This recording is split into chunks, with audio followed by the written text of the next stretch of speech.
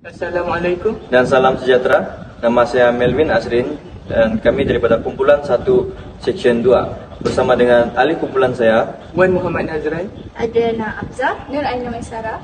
dan pada hari ini kami akan melakukan proses heating.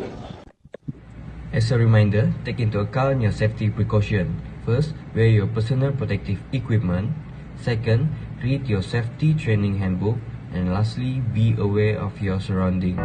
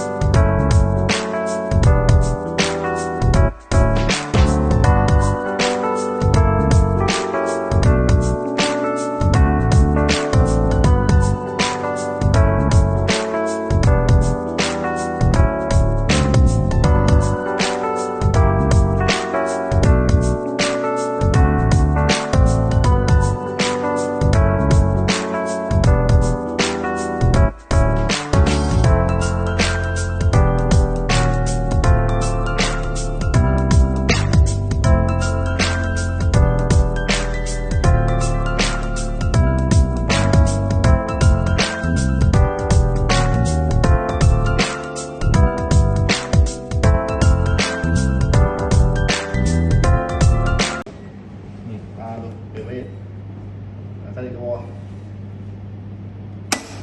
Okey, dah tutup. Okey, tutup.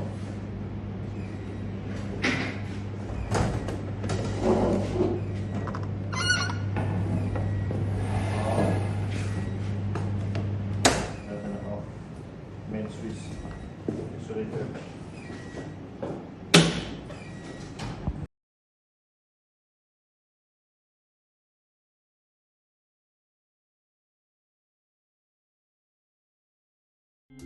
Dari control room ke plan, objektif kita pada hari ini adalah kita akan menaikkan suhu liquid yang ada di VE203 kepada 45 degree Celsius. Dari control room ke plan, sila buat line tracing untuk laluan steam 4 bar yang akan masuk ke VE203 dan buka semua manual valve. Dari plan ke control room, berita diterima.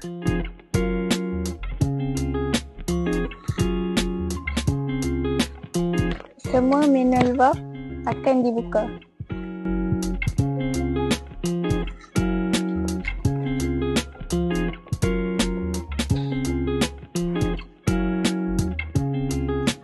Dari plan ke control room, semua manual valve telah pun berjaya dibuka. Dari control room ke plan, AV238 dan AV239 akan dibuka.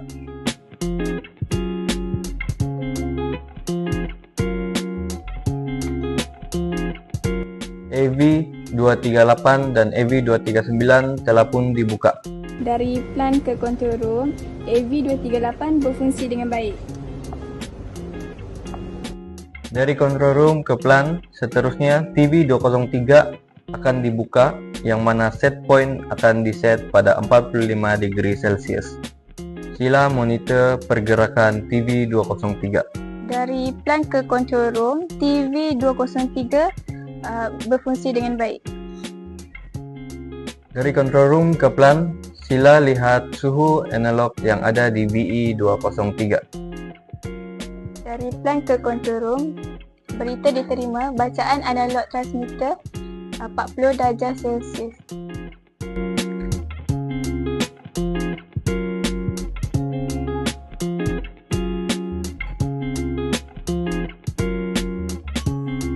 Dari control room ke plan, liquid yang ada di dalam VE203 telah mencapai suhu 45 degree Celsius. Seterusnya AV238, AV239C dan TV230 akan ditutup. Sila pastikan setiap manual valve ditutup. Dari plan ke control room, info diterima V203 berada pada kedudukan asal dan semua manual valve sedang ditutup.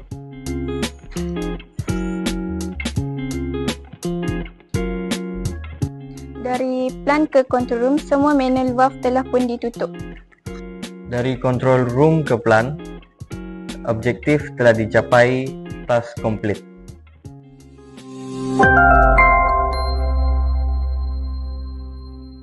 As you can see, that is the heating process, which is the experiment 3.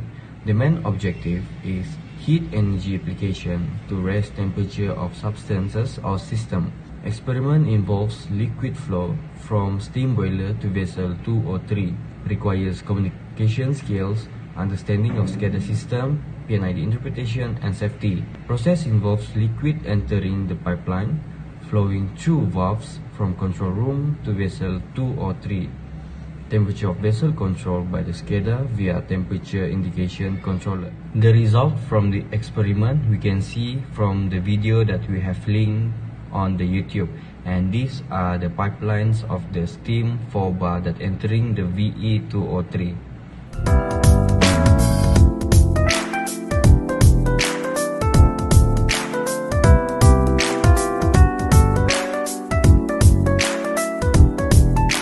Present about instrument identification and location at a plant. And from our pipeline tracing and identification at the plant, we found a few types of equipment that located at control room and plant. At control room, we found MCB, which called miniature circuit breaker, that play roles to open when current exceeds set value. For MCCB, that called molded case circuit breaker, is to protect against overload and short circuit faults. It's also used for circuit switching. At plant also, we have found a few types of equipment from our pipeline tracing. First is level transmitter, which measure liquid level in tank.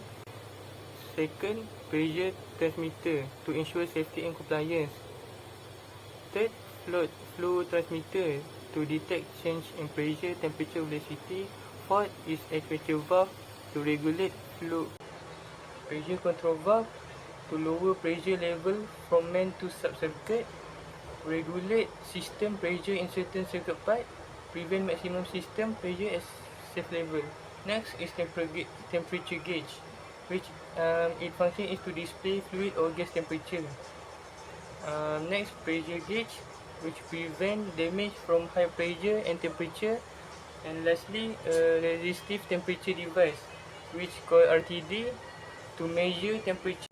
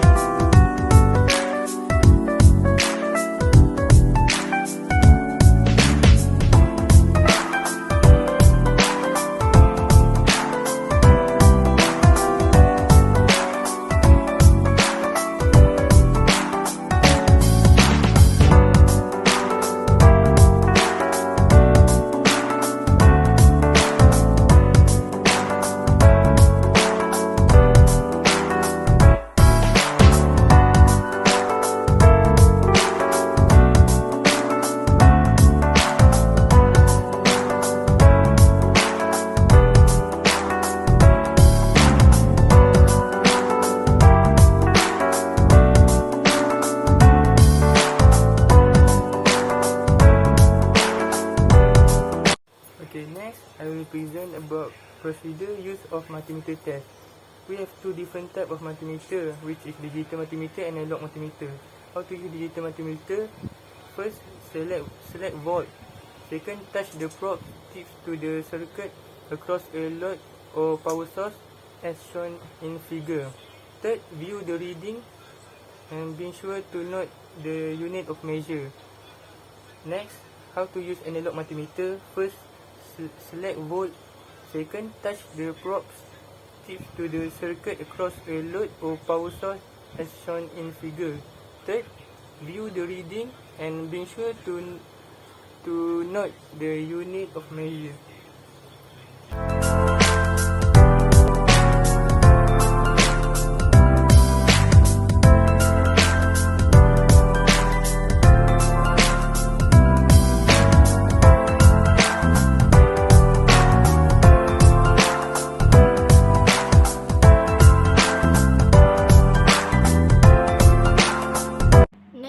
Slide about procedure control valve testing. Procedure have two. Firstly, valve stroke percentage rising. Firstly, understand the working mechanism of the control valve. Open the transducer cap, then connect the current signal generator or electric source.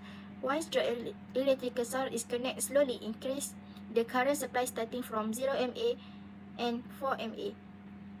Next, you must take the reading on the pressure gauge meter. Measure the valve stroke. Repeat the step by injecting 8 mA, 12 mA, 16 mA, and 20 mA. Second procedure is valve stroke percentage falling. Firstly, connect the current signal generator or electric source. Once the electric source is connected, slowly decrease the current supply starting 20 mA. Take the reading on the pressure gauge meter. Measure the valve stroke, and you must repeat this step by injecting 20 mA, 16 mA, 12 mA, 8 mA, 4 mA, and 0 mA. And this is result for example for control valve testing.